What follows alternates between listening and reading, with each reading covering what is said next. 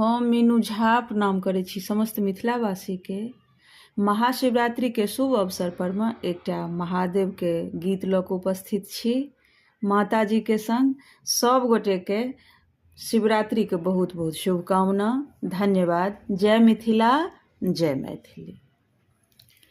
शिव सुनु सुनु गारे हटलो ने मानती, हटलो ने मानती, सर हो जे सारे। शिव सुनु सुनु गार, जाति पाति कुल मूल देते उघारे, जाति पाति कुल मूल देते उघार।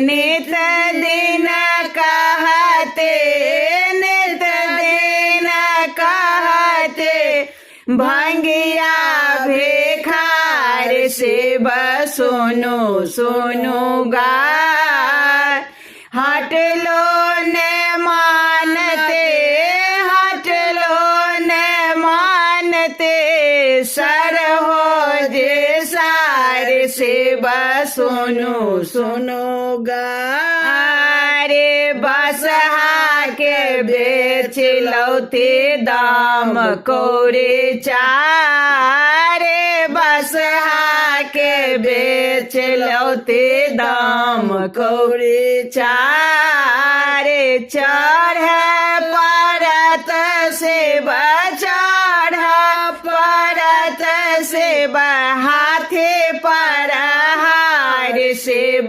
सुनु सुनु गार, हटलो ने मानते, हटलो ने मानते, सर हो जे सारे। शिव सुनु सुनु गारे, डर नहीं मानते, बागछाला देते फारे, डर नहीं मानते, बागछाला देते फारे। ओ गृह नंदनी, ओ गृह नंदनी, अधिक दुलार। शिव सुनु सुनु गार, चंद्रमा ललाट जटा जोट गंगा बार, चंद्रमा ललाट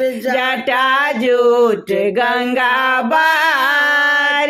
ससुरा के गारे सुने, ससुरा के गारे सुने, प्रसन्न त्रिपुरार। शिव सुनु सुनु गारे, हटलो ने मानते, हटलो ने मानते, सर हो जे सारे। शिव सुनु सुनु गारे।